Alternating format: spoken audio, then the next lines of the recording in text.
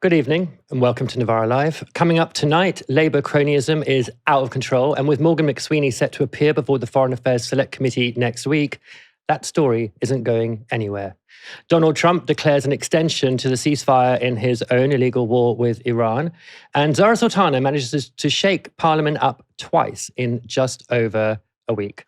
I'm Steven Methven, and tonight I'm joined by the MP for Coventry South, Zarah Sultana. Zarah, thank you so much for coming on the show. Thank you for having me. I'm really excited. I'm very excited, and it's couldn't have happened at a better time because it just so happens that you have a bit of time off Parliament at the moment for some reason that we'll come on to in a bit. What are you planning to do with it over the next few days? Just, see what happens, go with the flow. I'm back. I'm told I can go back on Saturday. So I might just go to check my passworks. But until then, I've got a bit of spare time. So I'm glad to join you guys here this evening. We're really, really glad to have you. If you'd like to support our work, you can sign up at novaramedia.com/support. You can also listen to the show on Spotify and Apple Podcasts. And don't forget to let us know what you think in the comments below. Another day, another opportunity for Labour politicians to defend what looks like out-of-control cronyism in the party. And all of it emanating, it appears, from number 10 Downing Street. Yesterday, sacked Foreign Office Chief Ollie Robbins testified before the Home Affairs Select Committee that his department was under enormous pressure from the office of Prime Minister Keir Starmer to appoint two now disgraced peers, Peter Mandelson and Matthew Doyle, to diplomatic roles. Peter Mandelson is, of course, the former Labour spin doctor, MP and even minister who, despite being twice sacked from government and with known links to notorious paedophile and sex trafficker Jeffrey Epstein, was appointed as ambassador to the US in 2024. It later emerged that prior to that appointment, Starmer had known he'd maintained contact with Epstein even after the financier had been convicted on child sex charges. And of course, we now know the appointment went ahead despite Mandelson failing his security vetting. Matthew Doyle is Keir Starmer's former communications chief who, after leaving his job in Downing Street in March 2025, was given a seat in the House of Lords in December that year. And that was despite Downing Street knowing that in 2017, Doyle had campaigned for former Labour councillor Sean Morton, despite Morton being charged with possessing and distributing indecent images of children in December 2016. Morton later admitted crimes, including possession of several pictures of naked girls as young as 10. Doyle was suspended from the Labour Party earlier this year. That's our government, folks, best summed up in this headline from paper The National. Number 10 bid for second pedo-linked Labour ally to get ambassador role. Now, look, I know we showed that headline last night, but it truly is one for the ages. All of this came up in Prime Minister's questions today. This was opposition leader Kemi Badenoch on the appointment of Peter Mandelson. Mr. Speaker, I cannot accuse the Prime Minister of deliberately misleading the House, but everyone can see what has happened here. This was not due process. Everyone knows the price of misleading the House. Will the Prime Minister finally take responsibility and go? Well, Mr. Speaker, let's be absolutely clear. Before Mandelson took up his post, UKSV recommended with red flags that clearance should be denied, and there was high concern that that was not brought to my attention or the attention of the Foreign Secretary at the time or subsequently is a very serious error of judgment. So that's, Zarah, an argument that we've heard from Starmer before. I wasn't told, it wasn't drawn to my attention. But I guess the view that I've already taken, and tell me what you think of this, is, look, you know who Peter Mandelson is. You know about the links to Epstein. You know about the being sacked from government positions. You know all of this, and someone comes along and says, oh, actually, like on security front, he's like totally fine. I mean, if it was me, I would be like, are you sure? Like, are you really sure? I would ask. I'd be like, did he pass the vetting? Are you sure he passed? What do you think of this claim that no, he wasn't told, and that's the end of it? Well, Keir Starmer owes his job to Peter Mandelson. Peter Mandelson played a significant role in selecting Labour candidates in the last election. He was very much leading the whole Downing Street operation through his protege, Morgan McSweeney. And when it comes to using process and pretending he doesn't know, it's complete utter nonsense, and it doesn't wash with the British public. Keir Starmer's track record is that of a compulsive liar. If you look at his leadership race within the Labour Party, which a lot of mainstream journalists decided to ignore because it was just Labour members he was lying to, he abandoned every single one of those 10 pledges. He was happy to keep children in poverty. He prescribed Palestine action, took away winter fuel support from pensioners, cut benefits from disabled people. This is a man that does not have the interests of the British public at heart. And in particular, his relationship with Mandelson is clear for everyone to see. He pretends he doesn't know, or didn't know rather, the extent and the depth of Mandelson's relationship with Jeffrey Epstein. Everyone knew, in fact, I was tweeting about it back in December 2024. Everyone knew that Peter Mandelson continued a relationship with Jeffrey Epstein after he was convicted as a paedophile. And that wasn't enough to kind of cast him aside. Instead, Keir Starmer appointed him to the highest diplomatic position as ambassador to the US. He knew about it, and it's only because he's been caught out, he's kind of flailing to find justification, and he's willing to throw anyone under the bus to protect his job. He's basically a dead man walking in terms of his leadership. And we know that Labour MPs don't expect him to last much longer in that role. But now it's just about protecting himself. And it's disgusting. Okay, but that explains the Peter Mandelson link, right? So Peter Mandelson was the impresario behind the man, the Prime Minister Keir Starmer. Without him, there is no Prime Minister Keir Starmer. What about the Matthew Doyle case, though? It's another case of jobs for mates, even if they are closely associated with paedophiles. It is a slap in the face to anyone who campaigns on women's rights and campaigning against abuse to children. And what Keir Starmer has done here is, again, try to get Matthew Doyle a position in the US, thinking that he could just kind of circumvent normal processes. And it has obviously been highlighted through Ollie Robbins's select committee hearing, but this is just how Whitehall is running at the moment, where it's, let's just get my friends in. It doesn't matter if they have all of these dodgy associations. Let's not ask any questions. Let's just get them in. And then when we get caught, it's like feigning outrage. And people see it for what it is. This is a government that hasn't made people's lives any better. It's about, it's a government that actually held the Tories to a certain standard and call them out for cronyism, call them out for all of these things that it's willing to kind of accept for itself. Also in Prime Minister's questions, Starmer was asked about Matthew Doyle. This was Lib Dem leader Ed Davey. Speaker, the Prime Minister was asked on Monday whether Number 10 had proposed any political appointments other than Mandelson. Perhaps the last few hours have jogged his memory. Will he confirm today, did he know his office was lobbying for a diplomatic job for Matthew Doyle? And were they doing it on his authority? Mr. Speaker, as I said earlier, Matthew Doyle worked for many years in public service, for me as Prime Minister and other ministers. When people leave roles in any organisation, there are very often conversations about other roles they may want to apply for. In this case, nothing came of it. Sir Ed Davey. Mr. Speaker, the House and the public watching will note the Prime Minister failed to answer my questions. Now, for some bizarre reason, some papers are reporting that as Starmer admitting that he knew about the conversations around Doyle. I'm not saying that he didn't know about it, but I don't think that was an admission, and Ed Davey didn't seem to take it that way either.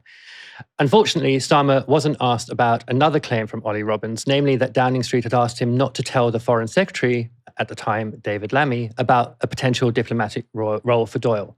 But whatever the case, Labour grandees have been out defending what will look like the indefensible to most of the country.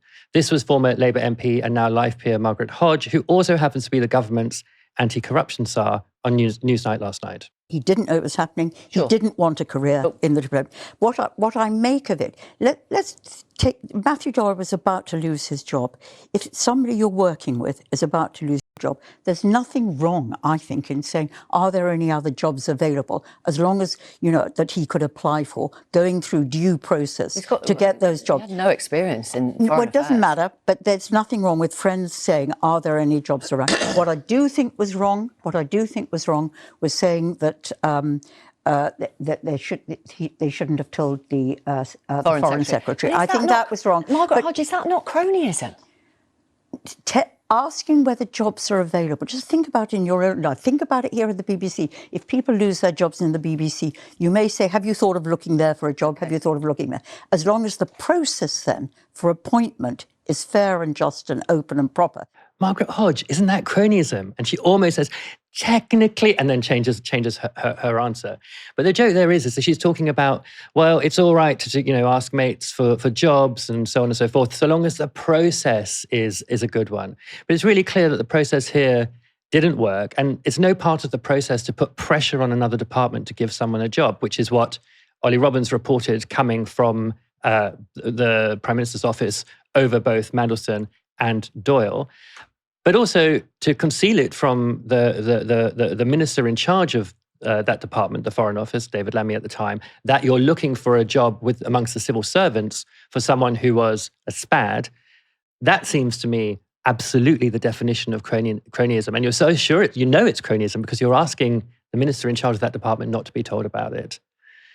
This morning, Work and Pension Secretary Pat McFadden appeared on Sky News, where he was also asked about the appointment scandal. Ollie Robbins claimed that Number 10 pushed for an ambassadorship for Matthew Doyle, former Director of Communications, now suspended Labour peer. Is that true? It's the first I'd heard of it yesterday. I don't know what conversations took place between Number 10 and the Foreign Office about that, but it didn't come to anything, and I don't think Matthew had the experience to become an ambassador. So I don't know what... if he was about to leave Number 10, what conversations were taking place? I mean, you're doing the interview today. You must have asked them. Did it happen?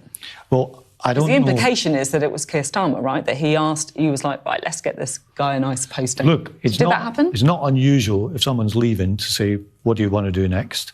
Quite what he was asked what he wanted to do next, I don't know. I'm really sorry. Because normally I'm quite forgiving when people say, I don't know.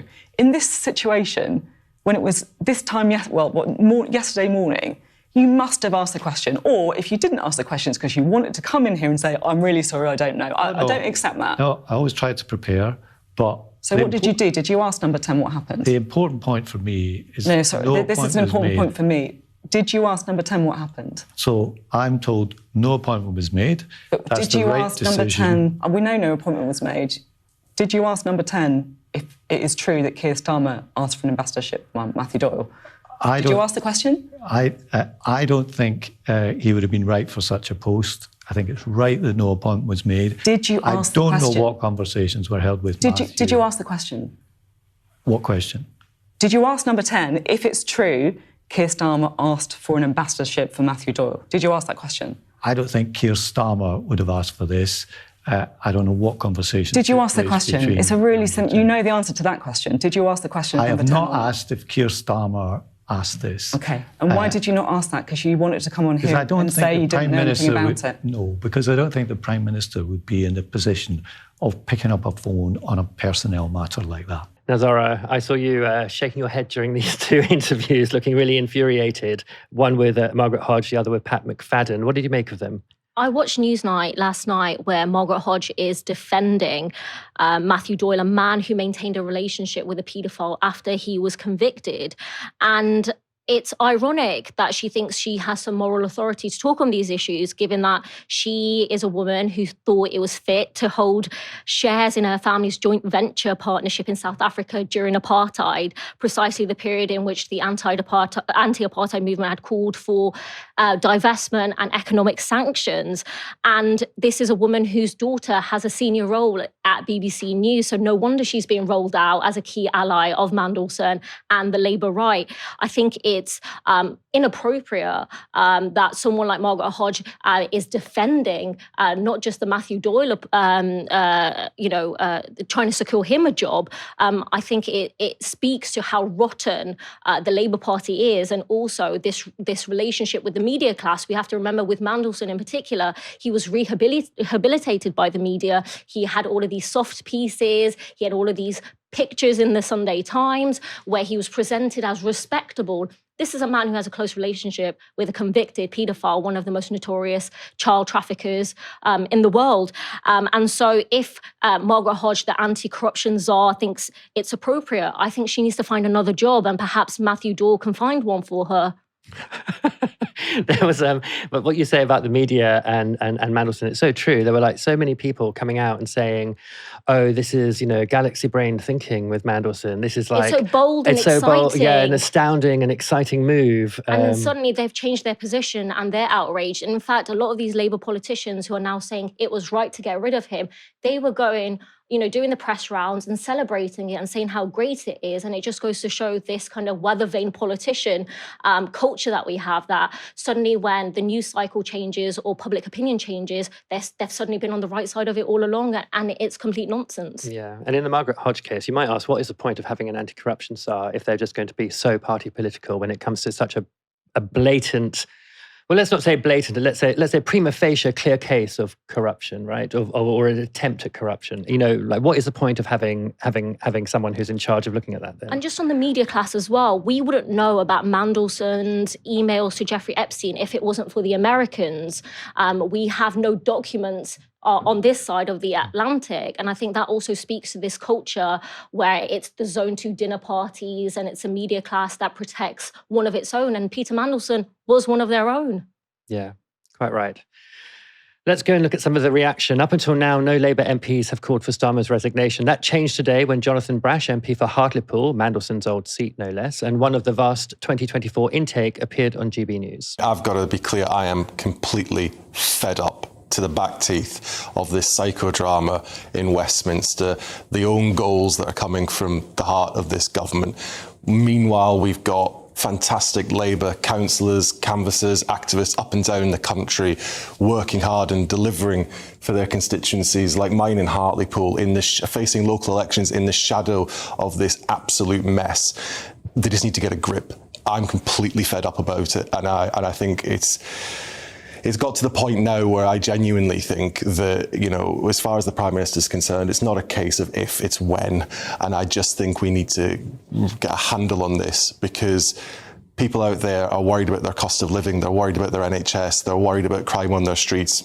And we're completely consumed by this scandal, and it's completely unacceptable. And as I'm sure you can tell, I'm quite angry about it. Now, Zarah, Brash there might be the first Labour MP to speak out publicly, but he's surely not the first or not the only one saying this kind of thing privately. What have you heard in Westminster? What is your take on this? Well, it's nice to see a Labour MP finally find their backbone. It's a shame that they didn't find it when it came to keeping the two-child benefit cap and keeping 500,000 kids in avoidable poverty. It's a shame they didn't find it when it came to stopping a Labour government from selling arms to fuel a genocide by giving it to the Israeli military. Again, when it came to cutting winter fuel payments, cutting disability benefits, scrapping the right to a jury trial, prescribing a non-violent direct action group, and so many other things. So I'm glad it's finally convenient for them to be outraged and angry at Keir Starmer and at the Labour government.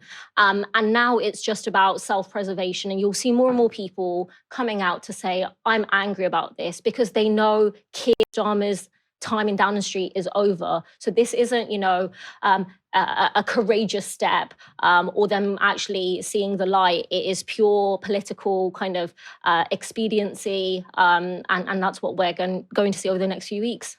So you're saying that people are going to come out now because it's a matter of like appearance and press coverage, and not a matter of like ideology or principle about what policies they stand for and what they don't. It's simply, we're fucked, basically. Well, they know that the Labour Party is going to get hammered in the local elections, and they know that Keir Starmer is not going to last very long. So you might as well get it out now to say that, you've been critical, but this is just politically convenient. And we've seen over the past week the news cycle, and we've seen just how poorly he's performed in Parliament.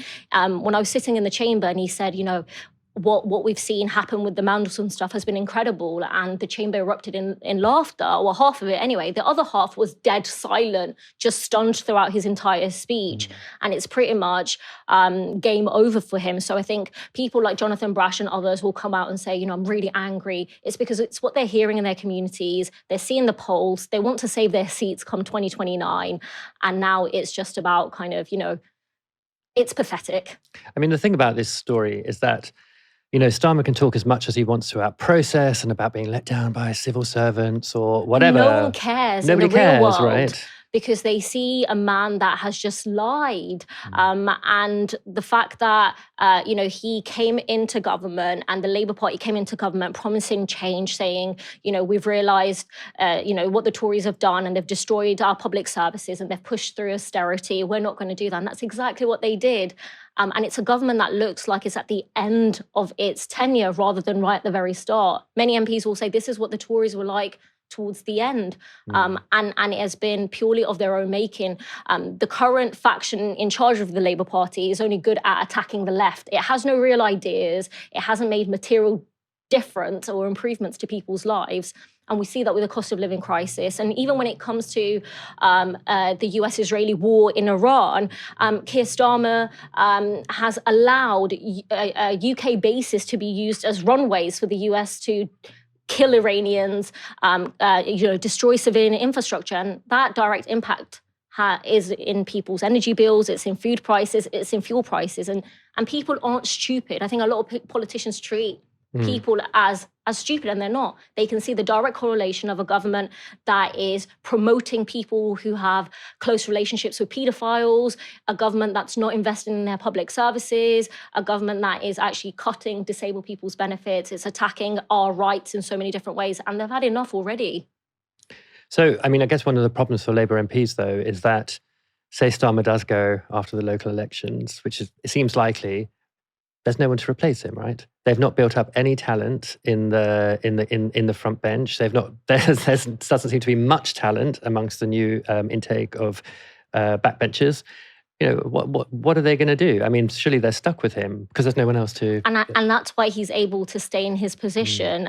He's a lucky guy in that sense, that because of this lack of option. But whoever replaces him, whether it's Angela Rayner, whether it's Wes Streeting, whether it's someone else, they have also defended this government's record. They have also voted through those cuts. They've voted through those prescriptions. They have defended selling arms to an apartheid genocidal state. So what's actually going to change? Now, I know you're not a Labour Party MP anymore, but if you were advising them, who would you get in to be the leader of that party? I mean, I think the Labour Party is dead. I think it is dead politically. I think it's dead morally. And I couldn't stomach the idea of knocking on a door and telling people that they should vote for the Labour Party. And I know that some people are going to try and say it's not about what's happening nationally, it's about what I'm doing locally. But this is a Labour Party that has no redeeming characteristics whatsoever. And I think we, as people on the left, need to move on and build in our trade unions, in our tenants' unions. We need to look at the inspiring Palestine movement over the past 2 years that has continuously built pressure and held the government to account. But the Labour Party can't be redeemed as far as I'm concerned. All right, one more bit of this story. The Guardian has an exclusive today that means the story isn't going anywhere soon. Keir Starmer's former chief of staff and the man without whom the Prime Minister vanishes into a cloud of political mist, Morgan McSweeney, has been summoned to give evidence to the Foreign Affairs Select Committee next Tuesday. McSweeney, of course, quit over the Mandelson scandal earlier this year, but Keir Starmer may not be at all happy about seeing his old friend back in town. Stephen Swinford, the political editor of The Times, has reported this. This is an exclusive from a Times Radio producer. This is likely to be the last PMQs of the parliamentary session. The Prime Minister is planning to send MPs away next Tuesday, more than a week before the public goes to the polls for the elections on May 7th. It won't be back until May 13th. Backbenchers have been told to expect the prorogation of Parliament to happen next Tuesday evening. Number 10 is said to want to avoid further questions about the appointment of Mandelson before the elections. Proroguing Parliament next Tuesday when Morgan McSweeney is going to give evidence to that select committee on the same day doesn't seem to be much. It's not going to be very effective, is it? It's going to be all over the papers what Morgan McSweeney has to say about what happened. I mean, if he says anything I don't think he's going to throw Keir Starmer under the bus. I think the fact that Keir went to his leaving drinks and has kept a close relationship with him since he left means that we shouldn't be expecting anything explosive. I think he'll try to protect Starmer as much as he can. Ultimately, McSweeney knows where the bodies are buried. And when the story came out about him having his phone stolen, I thought that's very convenient. And the timing of it was just incredible. And I think, the fact that Parliament's prorogued next week, the rumour was to stop Keir from having another PMQs where he gets skewered on all of these questions. So I personally don't expect anything explosive coming from the McSweeney session. But again, this is part of the Westminster psychodrama where we kind of look at select committees and we look at these individuals. And ultimately, the ordinary people in our communities, when you talk to them, it's not about process, it's not about these archaic kind of rules of Parliament. It's about looking at what's happening and how detached it is from everyday life. It's very much, it's one rule for them, they only care about themselves, they're only in it for themselves. And how can you disagree when you see what's happened over the past few weeks and longer, actually? The temporary ceasefire in the US's illegal war on Iran was due to expire around lunchtime today. But at the 11th hour, with neither the American nor Iranian negotiators having traveled to Islamabad for further peace talks, US President Donald Trump made an announcement on Truth Social, posting this. Statement of President Donald J. Trump. Based on the fact that the government of Iran is seriously fractured, not unexpectedly so, and upon the request of Field Marshal Asim Munir and Prime Minister Shehbaz Sharif of Pakistan, we have been asked to hold our attack on the country of Iran until such time as their leaders and representatives can come up with a unified proposal. I have therefore directed our military to continue the blockade and in all other respects remain ready and able, and will therefore extend the ceasefire until such time as their proposal is submitted and discussions are concluded one way or the other. President Donald J. Trump. Now, some of the press described that as Trump making a unilateral extension of the ceasefire, which sounded like so weird to my ear. Like, there are two sides to this. After all, how can only one side in a war decide to extend the ceasefire? Then I remembered there is actually just a single military aggressor here, the US, and of course Israel, but they're on the same side. So in fact, what Trump is saying is that he doesn't want to start attacking again. Just 24 hours earlier, Trump told CNBC that the US military was raring to go and that he was preparing to start bombing again. So it is actually quite the U-turn. But some in Iran suspect a darker motive. This was from Iranian security analyst Mahdi Mohammadi, also an advisor to Iran's parliamentary speaker. Trump's ceasefire extension means nothing. The losing side cannot dictate terms. The continuation of the siege is no different from bombardment and must be met with a military response. Moreover, Trump's ceasefire extension is certainly a ploy to buy time for a surprise strike. The time for Iran to take the initiative has come. Now, in his post, Trump also said the US blockade of Iranian ports remains, adding this a little later. I'm sorry, it's a bit of a long one. Iran doesn't want the Strait of Hormuz closed. They want it open so they can make $500 million a day, which is therefore what they are losing if it's closed. They only say they want it closed because I have it totally blockaded. Closed, in case you don't know what that means. So they merely want to save face. People approached me 4 days ago saying, sir, Iran wants to open the strait immediately. But if we do that, there can never be a deal with Iran unless we blow up the rest of their country, their leaders included. President Donald J. Trump. Quite a lot going on there. So roughly what Trump was saying there is that it's him, not the Iranians, controlling the strait. Well, as if to prove him a liar, Iran has made a move today. The country's Islamic Revolutionary Guard Corps has today claimed it captured 2 cargo vessels in the strait in what it says is a response to the US's capture of an Iranian vessel over the weekend. Shortly after this, the Daily Mail went on to report this. Trump's blockade of the Iranian coastline has reportedly collapsed, with approximately 34 Iranian oil tankers having reportedly slipped through the blockade.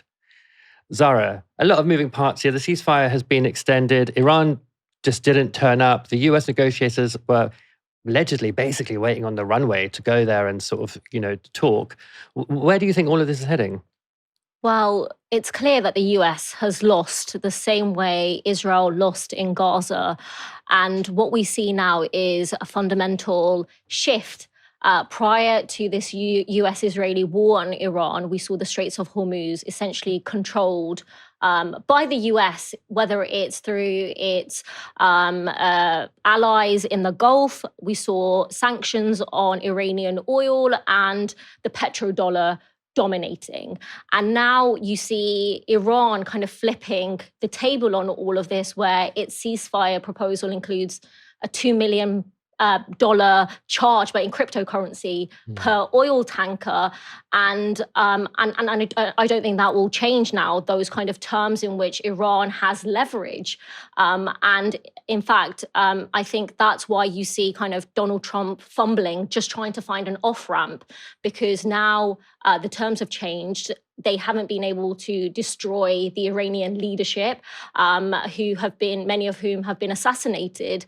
And instead, it's this desperation using the Pakistani government to, preside over these negotiations. Ultimately, Iran has the upper hand. And even when you look at kind of the way Israel is moving in the region, it is in response to the fact that the Iranian leadership is very much intact, and that's because the IRGC has, a real stronghold within Iranian society. And I think there's this lack of understanding about Iran, which we know is a thing that affects the entire region. Iranian society isn't a society that you can kind of just, bomb a few people, kill a few people, and suddenly people are going to say, cool, let the West in and rule over us. I mean, they've seen what's happened to Iraq. They've seen what's happened to the rest of the region. And also killing senior people within Iran plays to the core of what Shia Islam is. And again, this is another lack of understanding about the concept of martyrdom within Shiaism. If anything, Khomeini and others have become more powerful in their death. And I think the US is now just kind of desperate. The polls are looking really bad for Trump. They've got midterms coming up. Obviously, there's a cost of living crisis there. And now it's this desperation to resolve this. And the Iranians don't have to give in. They don't, yeah. They seem to have a lot of cards at the moment, and Trump has only one card, which is the threat to blow everything up. A card that is going to cost a lot of money to deploy, going to cost a huge amount of political capital with his base, and a huge amount of international capital in terms of ally.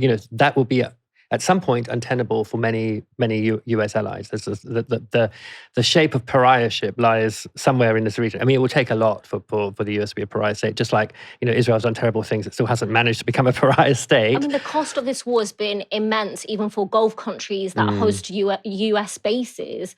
And even their kind of security arrangements with the US will never be the same again. I mean, can Dubai and many other Gulf states ever recover from what's happened? But also the European allies of the US have been spectators. Obviously, they've offered their bases and allowed, in particular the UK to kind of, you can just load your bombers and go and destroy entire communities, but they haven't really had a say. So whenever Starmer's saying, we're going to resolve the crisis in the Straits of Hormuz, it's pathetic because everyone knows that Europe hasn't had a part to play in any of this. No, quite. I wanted to ask you about that thing about the decapitation, as it's sometimes put, of the leadership in Iran.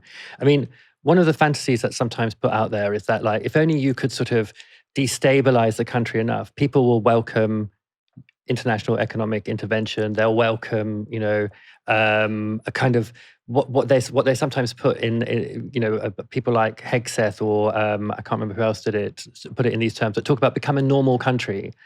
But of course, killing the leadership of a country, making martyrs, as you said, actually surely it just strengthens like a desire for complete sovereignty away from the world that's doing this to you. Well, Iranian society has suffered economic hardship because of US sanctions. So they know who is inflicting this harm on them. Obviously, they have grievances with their own leadership, but that doesn't mean that they want the US to come in and they understand what US imperialism is. And I think it's important to recognize that we saw Iranian people form these human chains around important pieces of infrastructure. And there has been this growing, support where people who have been part of the movement for women's rights have supported their country in this moment of utter hardship and peril. And I think that's what the US and the Israeli government didn't recognize. We saw Netanyahu kind of saying, let the people rise and, we're going to come in. And if anything, that has made people kind of really wary of Western intervention. And I think what we're seeing with these ceasefire talks and so forth is the fact that the US and Israel have ultimately lost. We've seen further attacks on Lebanon and this vision of a greater Israel where these kind of states around Israel are just pliant vassal states. It is not going to be the case for Iran. And so the next few months and years are going to be interesting. But I think one thing that I want to highlight is an article, which is an interview in Protein magazine with Dr. Ghassan Abu Sitta, where he says the future of war is going to be destroying health infrastructure. And we saw that in Gaza, and we're seeing that in Iran. And that is the kind of scorched earth strategy where in the future, wars will be ultimately about destroying hospitals and medical infrastructure and the sanctity of life. And we saw the Colombian president who said what happened in Gaza was a rehearsal for the rest of the world. And the world allowed genocide to be televised for 2 years. And now this, unfortunately, is a new normal unless we fight back and build another world. Another thing we have to fight back against, of course, is the use of AI in these wars. These are the first AI genocide. These wars are AI-driven wars. It creates it's a new asymmetry where those countries that have mastery of artificial intelligence or high-speed algorithms to determine targets automatically have a kind of heightened military power, the speed with which they can attack against countries that don't. And it seems to me a site of resistance for people in the countries that have that technology is against those technology firms. Like we know about Palantir, for example. Exactly. And Palantir in particular, not only is it already taken up a lot of our public services, whether it's the Department of Health and the Ministry of Defence. In Coventry in particular, we've seen a Labour council give a children's services contract to Palantir, a company that is responsible for tearing families apart and detaining and deporting children in the US, generating kill lists for the Israeli military. And those campaigns against Palantir have to build up.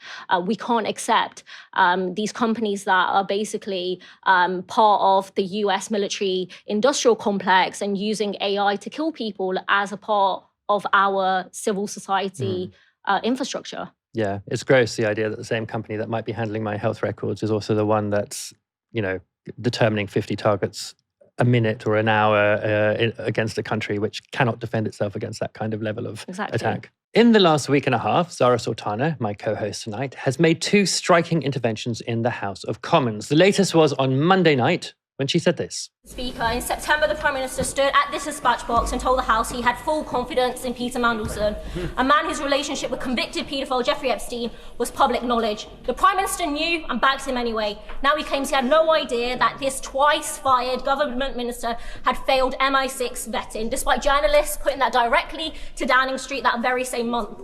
Mr. Speaker, we all know that the Prime Minister appointed Mandelson because he owes his job to him. He appointed him, he defended him, and now he claims to know nothing. He is gaslighting the nation. So let's call this out for what it is. The Prime Minister is a barefaced liar, and if he hadn't decency left... No, order. Sit and leave. Leave now. I'll name you otherwise. I'd go now if I were you. Leave. I'm not... Leave. I've no name. I've given the option to leave. I'd leave if I were you very quickly. Move before I read it and give me one option. Right, give me that. You have no duties. It's my duty to carry out and control this House. One chance. Do you want to leave now or not? Right. I name Zarah Sultana. Minister, I beg to move that the said member, be suspended from the House. Now, Zarah repeated that assertion outside of the chamber after being so unceremoniously thrown out.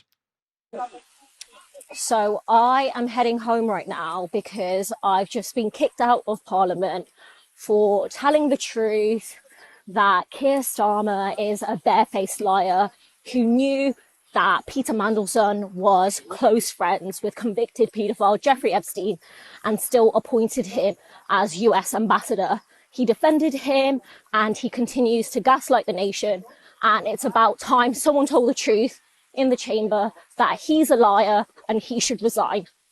So yeah, I'm going home now. Now, Zarah, I'm going to come to you in a minute on this, but you weren't the only MP to call the Prime Minister a liar during Monday's debate. This was Reform UK MP Lee Anderson. The problem the Prime Minister's got is no one believes him. The public don't believe him. The MPs on this side of the House don't believe him. His own gullible backbenchers don't believe him. So does the Prime Minister agree with me? He's been lying. Prime Minister, sorry, we don't use those words, and I'm sure the members withdrawn it. Mr. Speaker, I have the greatest respect for you and your office, but I will not withdraw. That man couldn't lie straight in bed. The order. Mr. Anderson, you'll have to leave. Now, Lee Anderson did leave at that point, but Zarah, it seems to me that Lee Anderson got quite a different reaction from the Speaker, Lindsay Hoyle, than you did. It seems like you were treated much more harshly right at the beginning, even before you refused to retract, than Anderson was. Do you have any thoughts about why that might be? I think you'd have to ask Mr. Speaker why that happened. But one thing is for sure, a lot of people have reached out and said that they felt the response to me was different. And actually, only when you kind of compare the two, I think that speaks quite loudly.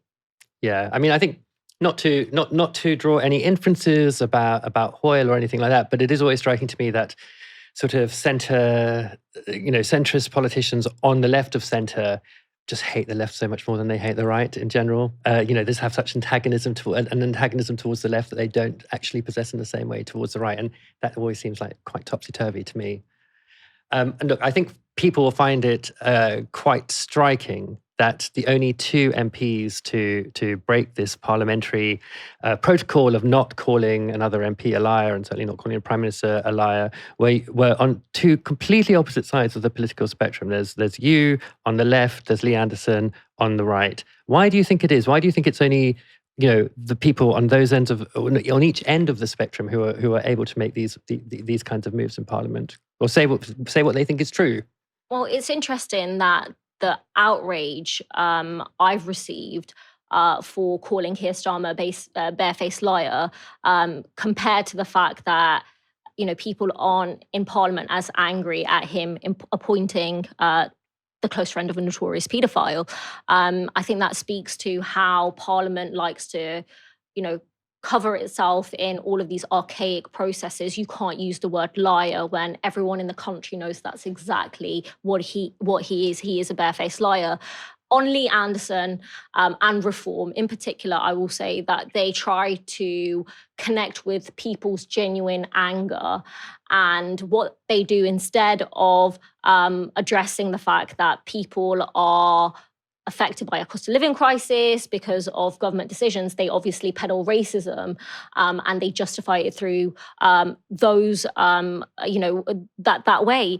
Reform ultimately is a party that is backed by billionaires. It has a millionaire stockbroker, Nigel Farage, that leads it. Richard Tice is a millionaire, so they will never really care for working class people, but they try to. And I think that's what Lee Anderson was doing. He understands, as well as the rest of us, that people see Keir Starmer as a barefaced liar. But people like him and Reform will never actually make people's lives better. Their agenda is going to be more deregulation, tax cuts for the super rich, privatisation for our healthcare services, and again, more racism and anti-migrant politics to keep people divided. And I think my role in that particular moment was highlighting how Parliament is completely out of touch. You should be able to call someone a liar if what they are doing is lying, and Keir Starmer is a barefaced liar. All right, so let's talk about that claim there that Starmer is a barefaced liar. On Monday, a spokesperson for the Prime Minister insisted that he didn't deliberately mislead Parliament. So the idea there is it leaves open the possibility that maybe he accidentally did, or he mistakenly did, or inadvertently did. But you don't seem to think that's likely. You think this is a deliberate act of dishonesty. Why is that? Because his track record is one of dishonesty. It is one of lying. Like I mentioned before, his 10 pledges, just completely got binned. The way that he has supported giving arms to the Israeli military, and they use all sorts of reasons to justify or pretend that they've actually suspended at least 30. And we know that, through the High Court and through other means that all arms sales should be suspended because there is reasons to stop them, which is violations of international humanitarian law. So he is a notorious liar, and he is able to get away with it by using kind of this inadvertently, this kind of, well, it was accidental. I mean, it's interesting because in the chamber, he didn't say, I inadvertently misled the House. It's just what his spokespeople are saying to the media, which is another kind of tool that they use. What I'm more interested in is what do the British public think? And around 70% believe that he is lying. And I think that is what is important, not the kind of inadvertently kind of procedural stuff. Right. And I think, again, the fact, ever since I got elected, I've always tried to highlight how out of touch Parliament is. When you look at how there are more horses in the portraits on the parliamentary estate than women, when you look at the lack of halal food, when you look at all of these rules that no one can make sense of, when you realize that democracy is actually very controlled, the amendments that get selected, the whips of both the opposition and the government can kind of confer, all of these deals that happen behind the scene, select committees don't actually have any power. You realize that this institution is completely and utterly out of touch. And you saw it on Monday when calling someone a liar was grounds to be suspended for 5 days, not the fact that the Prime Minister knowingly appointed a close friend of a paedophile. Yeah, it is true what you say. The reaction in the chamber to your claim that he was a liar was so much greater than some of the the passion that we saw. I mean, there was quite a passionate day of debate. People were really going for Starmer, but it was just a kind of shock. I mean, can't really be shocked, right, that you're calling him a liar. So many of them must think so. They do. They do. And in fact, a lot of people will say it to the media. They'll put it on their social media. They'll say it, but they refuse to kind of say it in the chamber because of these archaic rules where every member is an honourable member. I'm sorry, if you think it's okay to sell arms to a genocidal apartheid state, if you were okay with genocide, if you're okay with austerity, if you're okay with stripping away all of our civil liberties, then how is that honourable? And it's an out-of-touch institution. Let's go on to another part of this story. Recently, Zarah made another intervention in the House of Commons, this time under parliamentary privilege. Now, you may be surprised to learn that neither we nor any other British media can report or play the content of that intervention. That's because Zarah used parliamentary privilege, which protects her from prosecution while in the chamber, to reveal the contents of a court order restricting reporting on a certain aspect of a criminal case. To breach that order outside of the chamber of the House of Commons is to potentially be in contempt of court. Now, while we can't report or discuss the contents of Zarah's statement in the House, it is connected to very general issues relating to the law around jury trials and the government's current attack on them, as well as to counter-terror law. But before I get to that, I was really surprised to learn that the British media has no absolute right to report on what MPs say in our own Parliament. In fact, the only publications that do have an absolute right are the official organs of Parliament, Hansard and Parliament TV, both of which have a statutory duty to record and publish everything. Zarah, were you also surprised to learn that, something is said in Parliament and it can be the case that the media is just not allowed to report on it? I think it's insane. That privilege that MPs have is an important one, and I have only ever used it once, and it was on this particular issue. But the fact that only Parliament TV, only Hansard can report on it tells you what the British state is all about, and it is about curtailing our rights to organise, to resist, to challenge when the state overreaches. And I think it is scary. Often I find MPs saying, well, we can't do this because in the future you could have a reform government and what they will do is much worse. And we see that with the vote that happened on cumulative disruption. We see that with the removal of jury trials. We see it when the government's chosen to prescribe organisations it doesn't like because they are targeting Israeli death factories. Actually, I think that is a false argument to make. We don't have to worry about a reform government in the future. We need to be worried about this government that is attacking all of our civil liberties right now. And the fact that American organizations and non-UK organizations are the only ones reporting on this is scary. How do we organize against this? And how do we fight back? I think these are really important questions around all of our civil liberties. And I'm scared that a lot of people don't even know what's happening.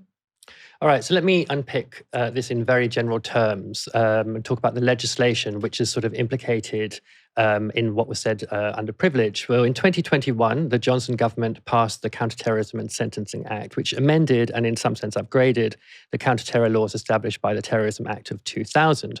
One of the novelties of the 2021 Act was the widening of the idea of a charge having what's called a terror connection. Before 2021, only specific criminal charges under the normal criminal code could be connected to terrorism, and they were all kind of the most serious of like the normal criminal charges. But from 2021 onwards, any crime carrying a minimum sentence of 2 years or more could also carry a terror connection. That means that if a defendant is found guilty of the basic charge, and it's also decided that the terror connection exists, then that would mean a number of things for that person. They'd receive potentially a much longer sentence, they'd be ineligible for early release, and they'd be registered as terror offenders. And the pretty shocking thing is that it's not really a jury that decides whether a terror connection exists, but the judge, and only after a jury has convicted them on the base criminal charge. There's an interesting contribution on this, and this is law that affects all of us. It could apply in any case. There's an interesting contribution on this in Hansard from the debate around the Act in 2021. It comes from Lord Marks, a barrister and Liberal Democrat peer, who said this: "A defendant might be convicted by a jury of the basic offence, for which the appropriate penalty might be a short term of imprisonment, but sentenced on the basis of a decision taken by a judge alone, without hearing any evidence that the offence had a terrorist connection, and merited a sentence of a long term of imprisonment. I said then, and repeat now, that that feature would cut across the principle of our criminal law that no one should be convicted of an offence except upon admissible evidence open to challenge in a trial and, if in the Crown Court, heard by a jury. The basic offence might merit a fine or a short term of imprisonment, but the offence committed with a terrorist connection might attract the maximum sentence.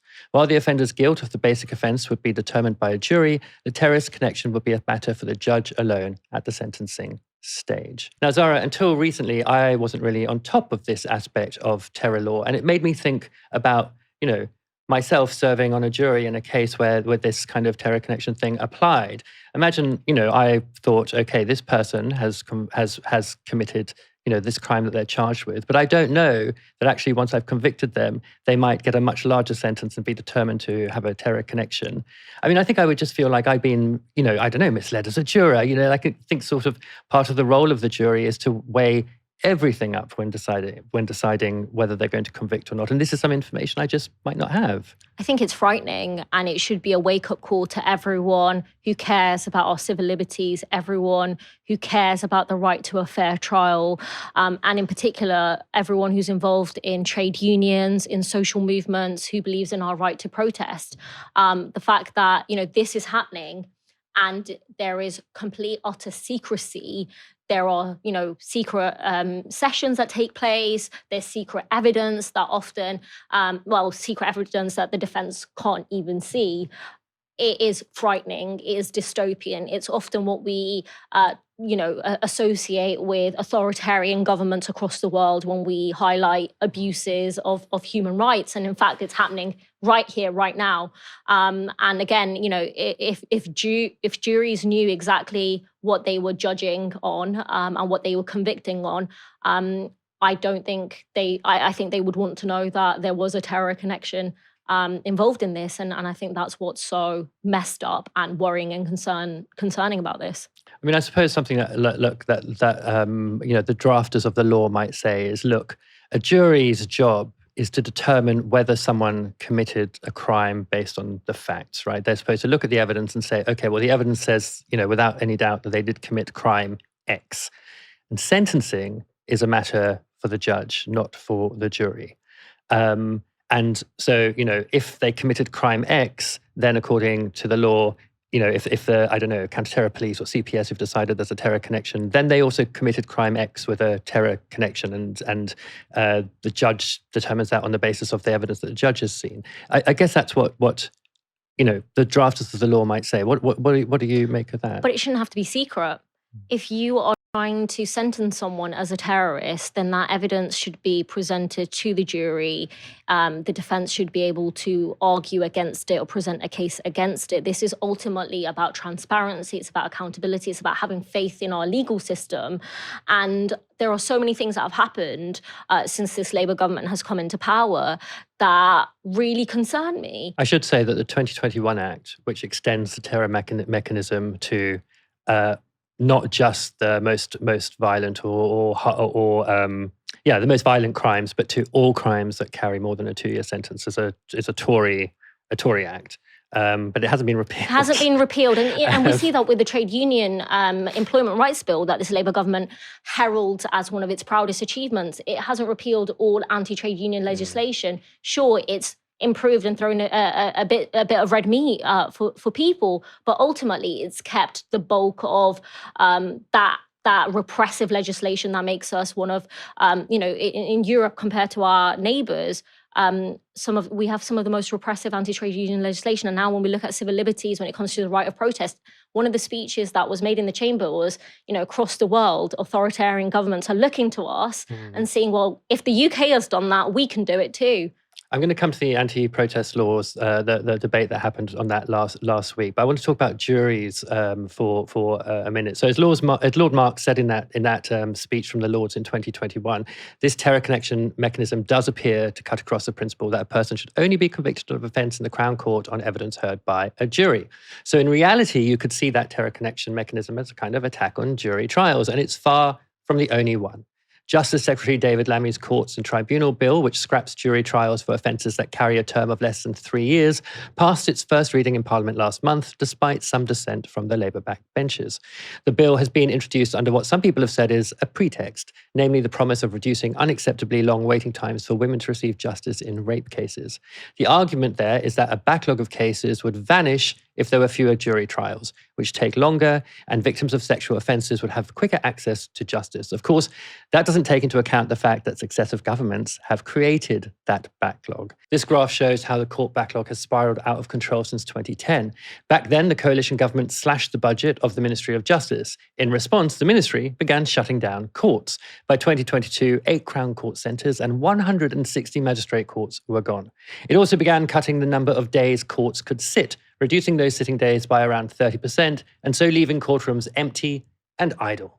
The pandemic added to that backlog, with courts slowing down as they accommodated COVID restrictions. No government has yet got to grips with what is essentially a backlog resulting from austerity and poor pandemic preparedness. And the Labour government's solution is to attack the backbone of our jury system instead. In a recent meeting of the Justice and Home Affairs Committee, Caroline Goodwin KC made this case against that move. Because there's been this consistent cap on sitting days, judges have not been able to open up court days. They've not been able to run blitz days where they can really take hold of a case and shake it and say, right, what's going on? We haven't had any great directives to the CPS to say when you're charging these cases, you need to review these very thoroughly. And throughout this entire time, the criminal bar and the entire justice system has been brought down to its knees. So if you're saying, is there any empirical evidence that this has or doesn't work on your circuit, Ms. Goodwin, we haven't been able to do it. Now, what I can point to, and if I could just finish with this on this particular point, are courts where they have taken over, please, where they have been able to open up another court, and they brought in 300 extra cases, which is really important. 80 of those as RASO. And the example I'm going to give you on my circuit particularly, at the coalface, is Teesside. Newcastle's also been able in the last 6 months to open up one more case. And the reality is all their Class 2 cases, which are these very serious cases dealing with sexual offences, are now listed within their time limits. So if you want to see if there is a change, it's happening now. So you've just got to let us do it, which I accept. May I make this very clear? I do acknowledge that you've finally lifted up the cap on the sitting days, but we need it consistently. So all of these, you can twist all these figures round however you want to, but you've got to let us try.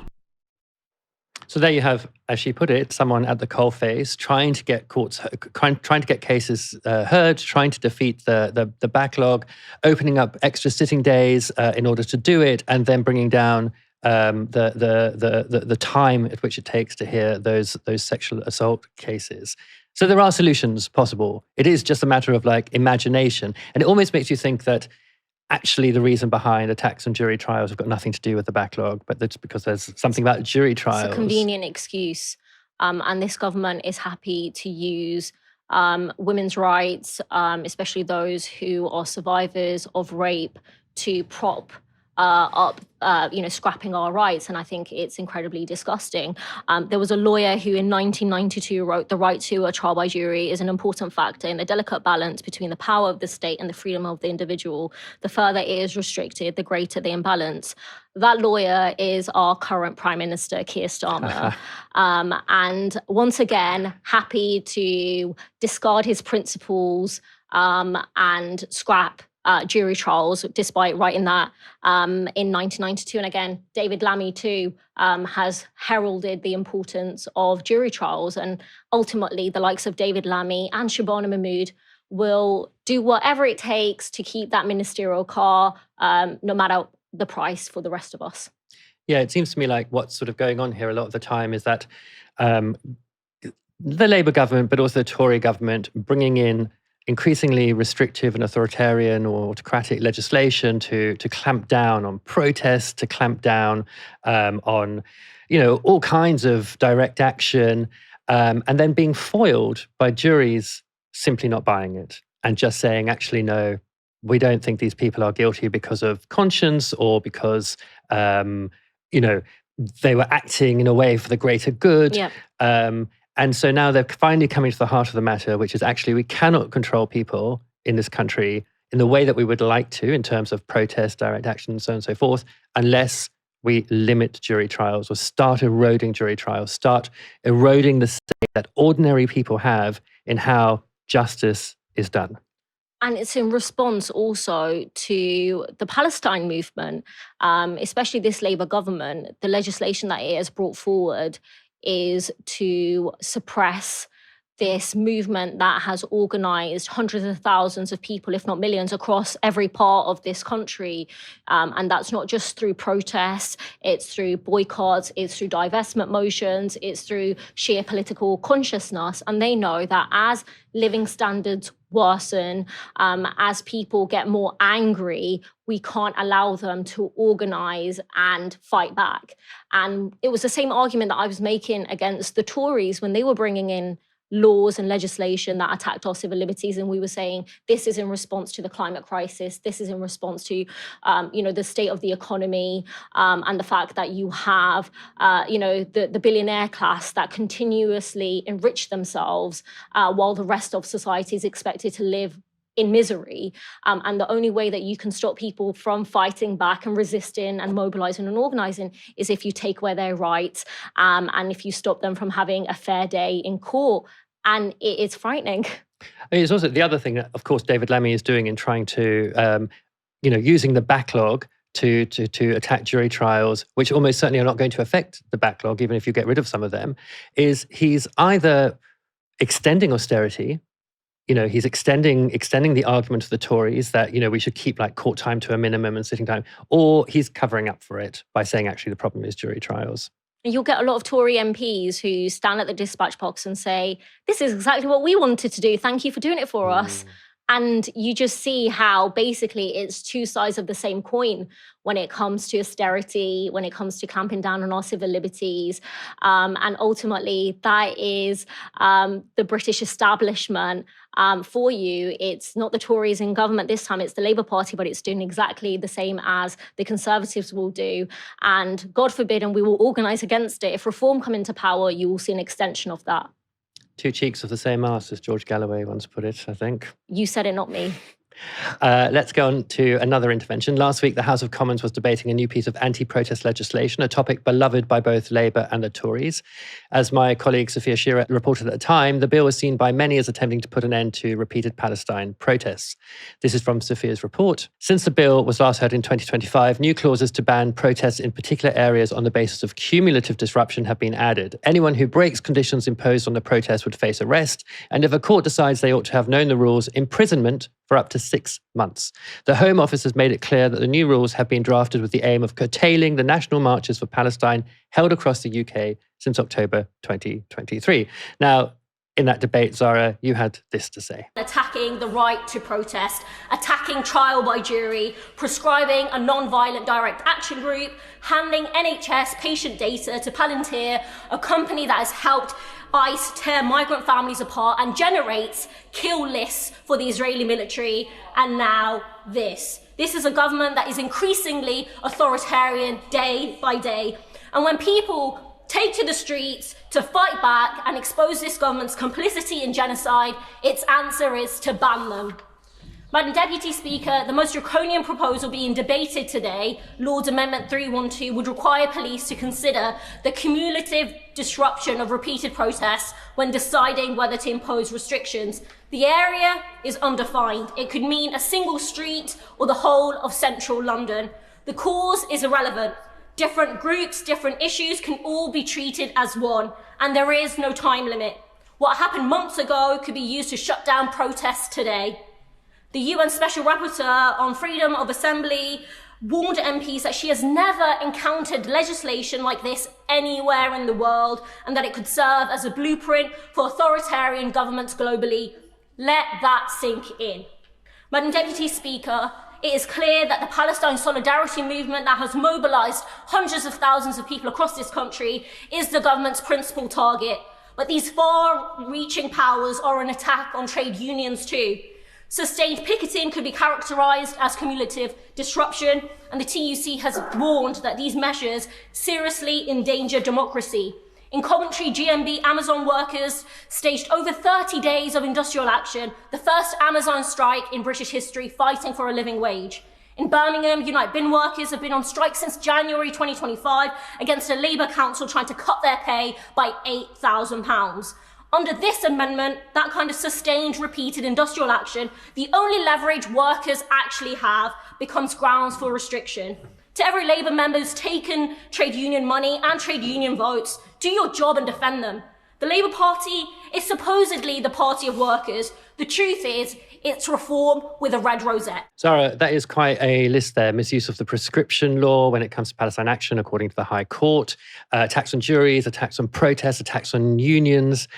Do you think anyone who voted Labour in 2024 imagined that they were voting for this? I don't think they recognised the Labour Party that they voted for in the past.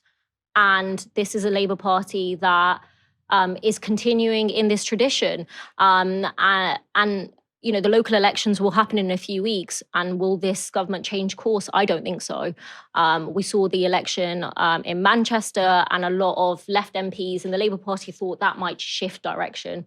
But this is very much a government that is pushing the interests of the British establishment and continues to export death. And those people that protest, resist against that, they're the ones that are being suppressed. They are the ones that are being put, in jail. And I take inspiration from the 3,000 plus people that continuously protest with Defend Our Juries, holding placards and challenging this authoritarianism. I do think that there are loads of people across the country who are disgusted by what they're seeing, and they are expressing that in many different ways, whether it's on the picket line, whether it's through Defend Our Juries. We have to build that power. We have to continue organising. And as an MP, I have to use the tools of my workplace to support those causes and those movements to fight back.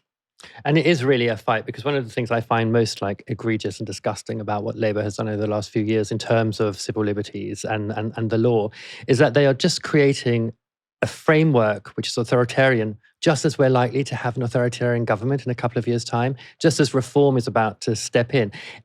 The Labour using legal frameworks to ban groups that it doesn't like means that reform can use it to ban groups that it doesn't like, right? It can,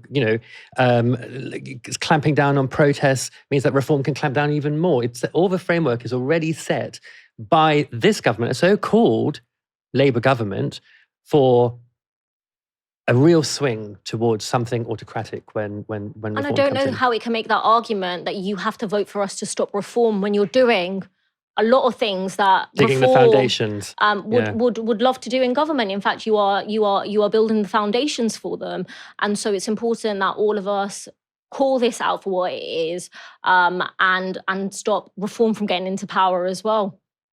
Zarah Sultana, thank you so much for joining me tonight. Thank you for having me.